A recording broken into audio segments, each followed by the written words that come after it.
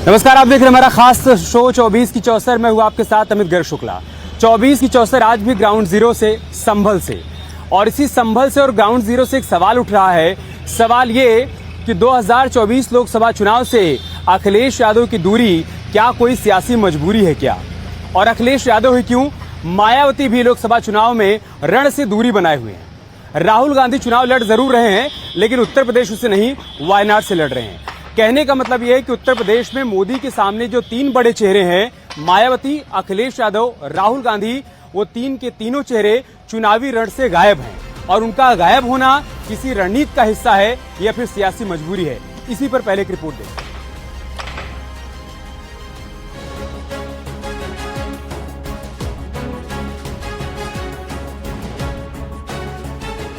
UP की अलबेली सियासत में विपक्ष के तीन बड़े चेहरे, राहुल गांधी, अखिलेश यादव, मायावती। तीनों ही चेहरे यूपी की किसी भी सीट से दमखम नहीं आजमा रहे, सिर्फ दम भर रहे हैं। तो दूसरी तरफ है पीएम मोदी, जो खुद सेनापति की तरह वाराणसी से मोर्चे में उतरकर अपनी टीम की हौसला अफजाई कर रहे हैं। सवाल ये है कि क्या अब दिल्ली से दूर रहना चाहते हैं अखिलेश? दिल्ली वाया यूपी के रास्ते से क्यों गायब है तीन बड़े चेहरे? उत्तर प्रदेश की राजनीति के दो बड़े चेहरे यानी मायावती और अखिलेश यादव लोकसभा का चुनाव नहीं लड़ रही हैं। इतिहास जो गवाही देता है उसके हिसाब से मायावती ने अपना आखिरी चुनाव अंबेडकर नगर जिले के अकबरपुर लोकसभा सीट से जीता था। उसके बाद से लगातार वो अपर हाउस यानी राज्यसभा में रहना ही पसंद करती रही हैं। हालांकि अखिलेश यादव मौजूदा वक्त में विधानसभा के सदस्य हैं। राजनीति के जानकार कहते हैं कि अखिलेश यादव नेता पोजीशन रहकर ही 2027 का विधानसभा चुनाव लड़ना चाहते हैं, जबकि मायावती खुद को इसलिए व्यस्त नहीं रखना चाहती हैं क्योंकि उनको उत्तर प्रदेश के साथ साथ दूसरे राज्यों में भी अपने पार्टी का चुनाव प्रचार करना है। दावा किया जा रहा है कि अखिलेश यादव उत्तर प्रदेश की राजनीति में एक अलग लाइन खींचते दिख रहे हैं। सपा मुखिया अखिलेश यादव ने इस बार लोकसभा चुनाव में न उतरने का फैसला किया है। अखिलेश ने साल 2000 में राजनीति में सीधी एंट्री की थी। 24 साल के राजनीतिक करियर में ये दूसरी बार है जब वो लोकसभा चुनाव नहीं लड़ेंगे। ये वास्तव में आश्चर्य की बात है कि इस बार के लोकसभा चुनाव में उत्तर प्रदेश से जो यहाँ की बड़ी पार्टियाँ हैं उसमें समाजवादी पार्टी और बसपा और यहाँ तक कि कांग्रेस की तरफ से कोई उनका शीर्ष नेता चुनाव नहीं लड़ेगा। और ऐसी शुरू में बड़ी उम्मीद की जा रही थी, ऐसे संकेत भी मिले थे कि कम से कम अखिलेश यादव खुद और कांग्रेस की ओर से राहुल गांधी या प्रियंका उत्तर प्रदेश से चुनाव लड़ेंगे। लेकिन जैसे जैसे चुनाव का माहौल बनता गया और अब जब एक राउंड हो चुका है, कुछ राउंड की पोलिंग अब आगे आने वाले दिनों में होनी है, तो अभी कोई ऐसे ठोस संकेत नहीं मिल रहे हैं। सपा के रणनीतिकारों का कहना है कि चुनाव प्रचार पर पूरी तरह फोकस करने के लिए अखिलेश ने खुद को उम्मीदवारी से दूर किया। टिकटों के बंटवारे, चुनाव प्रबंधन और रैलियों के मामले में अखिलेश यादव अपने पिता मुलायम सिंह यादव से अलग करते हुए दिखाई दे रहे हैं। मुलायम सिंह का तरीका अलग था और अखिलेश यादव राजनीति में अपनी नई पारी खेलने की कोशिश कर रहे हैं। इस लोकसभा चुनाव में कन्नौज से उन्होंने चुनाव लड़ने का वादा किया था, लेकिन अब अपने भतीजे तेज प्रताप यादव को उन्होंने कन्नौज से उतार दिया है। तो क्या अखिलेश यादव 2014 और 2019 के लोकसभा चुनाव में जो परिणाम उनके पक्ष में नहीं आए थे उनको बदलने की कोशिश कर रहे हैं, या फिर बदले हुए माहौल में वो कुछ उत्तर प्रदेश की राजनीति में कर पाएंगे? अखिलेश साल 2000 में पहली बार कन्नौज से सांसद बने थे। ये सीट उनके पिता और तत्कालीन पार्टी मुखिया मुलायम सिंह यादव के इस्तीफे के कारण खाली हुई थी। मुलायम संभल और कन्नौज दोनों जगह से सांसद चुने गए थे। उन्होंने संभल बरकरार रखते हुए कन्नौज से अखिलेश की सियासी पारी शुरू करवाई। पहला चुनाव बसपा के अकबर अहमद डंपी से सीधी लड़ाई में लगभग 58,000 वोटों से अखिलेश जीते थे। 2004 और 2009 में भी वो कन्नौज से संसद पहुंचे। 2009 में वो कन्नौज और फिरोजाबाद दोनों जगह से जीते थे। संसद की सदस्यता छोड़ने के बाद हुए उपचुनाव अखिलेश को कम ही रास आए। 2009 में अखिलेश ने फिरोजाबाद से इस्तीफा दे दिया था, जिसके बाद उपचुनाव में उनकी पत्नी डिंपल यादव को उम्मीदवार बनाया गया, लेकिन वो कांग्रेस के राजबब्बर से चुनाव में हार गई थी। फिर 2012 में अखिलेश के सीएम बनने के बाद कन्नौज सीट खाली हुई और उपचुनाव में डिंपल यहां से निर्विरोध सांसद चुनी गई। 2014 के लोकसभा चुनाव में अखिलेश नहीं लड़े थे। 2019 में भी वो जरूर आजमगढ़ से सांसद बने, लेकिन 2022 में करहल से विधायक और फिर नेता प्रतिपक्ष बनने के बाद उन्होंने लोकसभा से इस्तीफा दे दिया। सीट खाली होने के चलते उपचुनाव में चचेरे भाई धर्मेंद्र यादव उम्मीदवार बने, लेकिन उन्हें हार नसीब हुई और अब 2024 में अखिलेश ने चुनाव लड़ने से ही दूरी बना ली, जो शायद राज्य की पॉलिटिक्स पर पकड़ बनाए रखने की उनकी रणनीति का हिस्सा है। Bureau report, news 18।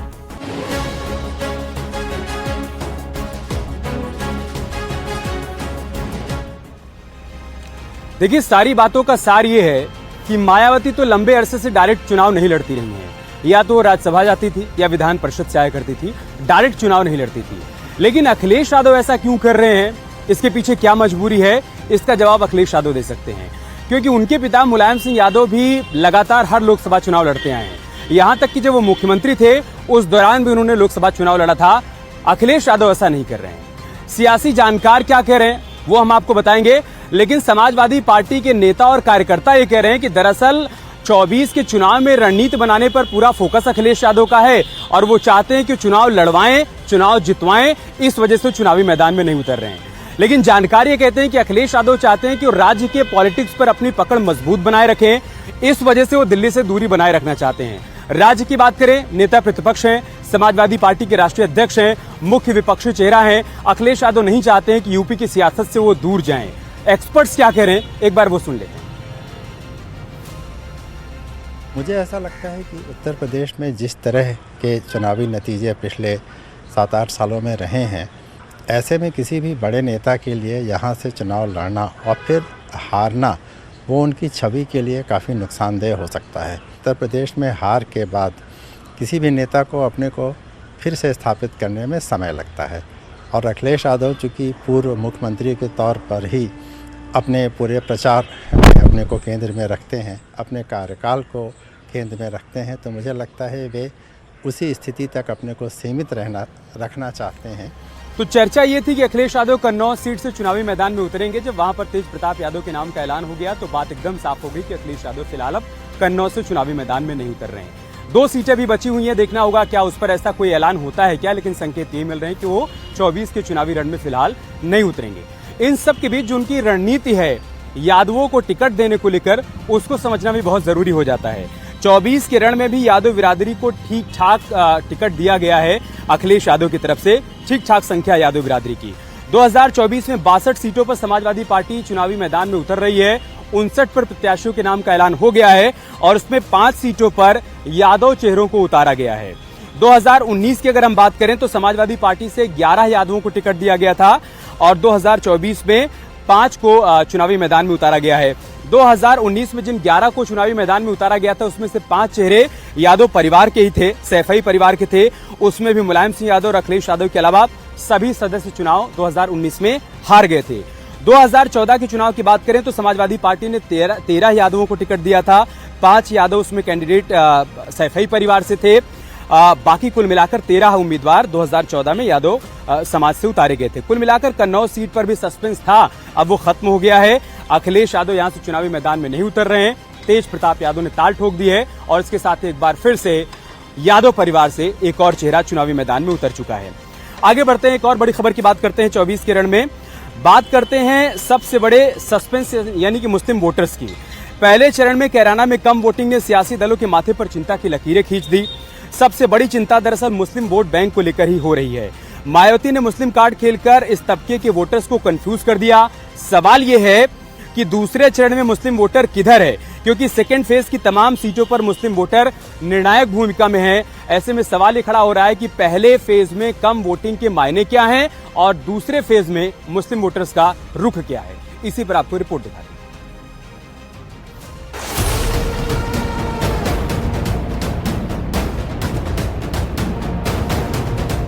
दूसरे चरण का रण तेज हो गया है। मुद्दों पर मंथन कम, जातियों पर गणित ज्यादा सेट किया जा रहा है। हो भी क्यों ना, कुछ इसी रणनीति के तहत दूसरे फेज का हर टिकट बांटा गया, जिसमें मुस्लिम बाहुल्य सीटों पर भी मुस्लिम कैंडिडेट उतारने से परहेज दिखाया गया। मेरठ में आजादी के बाद पहली बार किसी प्रमुख दल ने कोई मुस्लिम कैंडिडेट नहीं उतारा है, जबकि मेरठ में करीब 5,64,000 मुस्लिम वोटर हैं। कुछ इसी तरह बागपत सीट पर भी मुस्लिम मतदाताओं का बोलबाला होने के बावजूद मुस्लिम कैंडिडेट उतारने से बड़े दलों ने परहेज किया। जहाँ पर दो मुस्लिम प्रत्याशी होते हैं तो वहाँ तो ये बात बड़ी स्वाभाविक सी हो जाती है और कई बार पार्टी से अपनी प्रतिबद्धता होती है, लेकिन उसकी संख्या कम होती है। बहुतायत में जो मुस्लिम जा रहा है वो सपा और गठबंधन के पास जा रहा है। सामान्यतः ये होता था, जो एक धारणा थी कि अगर अधिक मतदान हो रहा है तो वो परिवर्तन के लिए हो रहा है और सरकार को बदलने के लिए हो रहा है, कम मतदान हो रहा है तो फिर ये माना जाता था कि सत्ता के पक्ष में है और उदासीन है मतदाता। पर इस बार चौंकाने वाली बात ये रही कि जो मुजफ्फरनगर लोकसभा क्षेत्र है वहाँ पर तो मुस्लिमों ने बहुत उत्साह से मतदान किया, रामपुर में भी उत्साह से मतदान किया, पर कैराना में उनका मतदान कम रहा। दूसरे चरण में मेरठ, बागपत समेत अमरोहा, गाजियाबाद, गौतम बुद्ध नगर, बुलंदशहर, अलीगढ़, मथुरा में मतदान होना है। ये सभी सीटें मुस्लिम मतदाता बाहुल्य है और वेस्ट यूपी की इन्हीं सीटों से पूरे प्रदेश में सियासी हवा भापी जाती है। लेकिन मुस्लिम कैंडिडेट और वोटर इन सेकेंड फेज में क्या खेल करने वाले हैं, ये अब तक किसी को समझ नहीं आ रहा। दूसरी ओर मुस्लिम जो मतदाता है वो बड़े असमंजस में है कि वो क्या करे क्या ना करे। अंत में उसे हमने देखा कि सपा का विकल्प था, लेकिन नगर निकाय चुनाव में उसने सपा से दूरी बनाने की कोशिश की। बसपा पे उसका भरोसा कायम नहीं हो पा रहा, जिस बसपा को उसने 2007 में बहुमत से जिता दिया था उस पर भरोसा नहीं कर पा रहा। पिछले चुनावों में भी हमने देखा कि सपा को एन ब्लॉक 2022 के चुनाव में वोट मिले, लेकिन उन्हें सपा से भी कहीं ना कहीं निराशा रही, चाहे वो आजिम का प्रकरण रहा या शर्जील इस्लाम का रहा और विधायकों का भी रहा, तो अखिलेश से उनका भरोसा टूटा। लेकिन क्योंकि अब कांग्रेस से गठबंधन हो गया है तो ज़्यादातर मुसलमानों का जो पहली पसंद है वो सपा कांग्रेस का गठबंधन दिखाई देता है। ओवैसी से लेकर मायावती तक इस बार मुस्लिम वोट बैंक पर डोरे डाल रही हैं। 2 दिन पहले ही मायावती ने अमरोहा में खुलेआम मुस्लिम समाज को लेकर जो कुछ कहा उसके मायने समझे जा सकते हैं। अब सवाल ये है, क्या सपा कांग्रेस गठबंधन से जो मुस्लिम मतदाता एक तरफ का मूड बना रहे थे उन्हें निकाय चुनाव की तरह कंफ्यूज करने की तैयारी चल रही है? अगर हाँ, तो मुस्लिम वोट बैंक का बंटवारा किसे सबसे बड़ा फायदा पहुंचाएगा, ये देखने वाली बात होगी। Bureau report, news 18। और चलिए मुस्लिम वोटर्स के गुणा गणित को भी समझ लेते हैं, यानी कितनी सीटों पर ये अहम भूमिका निभाते हैं वो समझना बहुत जरूरी हो जाता है। 80 में से 6 सीटें ऐसी हैं, 80 लोकसभा सीटों में से 6 सीटें ऐसी हैं जहां पर इनकी आबादी 40 से 50% के आसपास है। मुस्लिम वोटर्स 40 से 50% के आसपास हैं।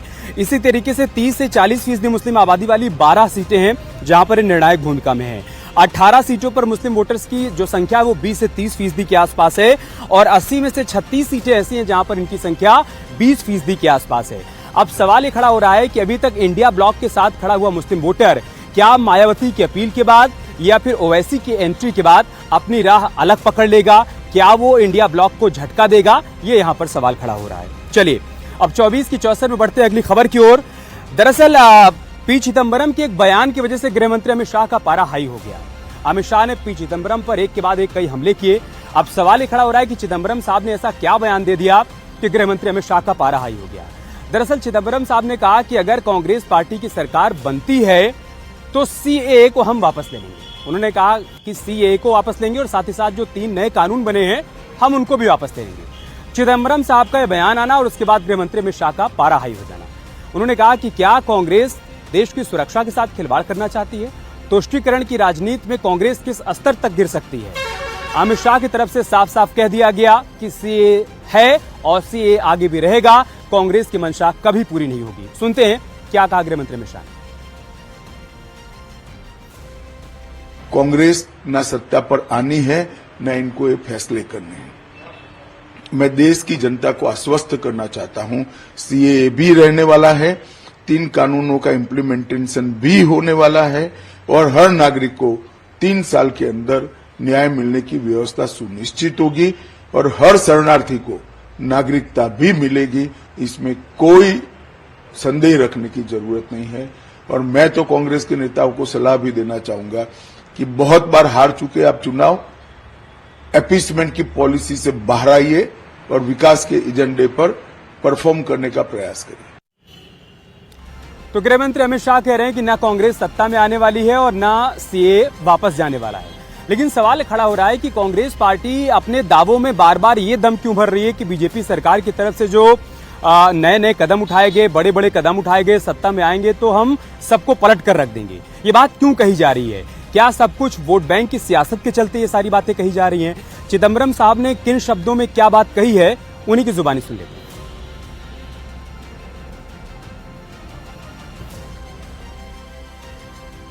Repeal 5 laws. 1. The Citizenship Amendment Act 2019. It is top of the list. 2. The Farmers Produce Trade and Commerce Promotion and Facilitation Act 2020. The Bharatiya Nyaya Second Sanhita, that is the equivalent to IPC. The Bharat Nagrik Suraksha Sanhita, that is the CRPC. And the Bharatiya Saksha Second Act, that is the Evidence Act. These 5 will be totally repealed.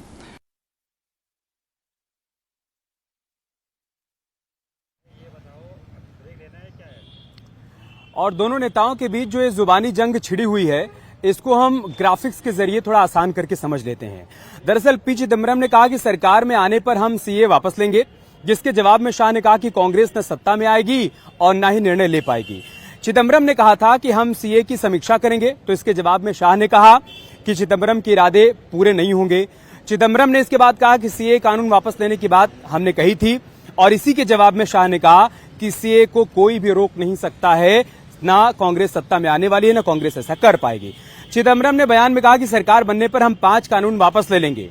Shah ने कहा कि Congress party अंग्रेजों के कानून को वापस लाना चाहती है और हम उसकी मंशा को पूरा नहीं होने देंगे।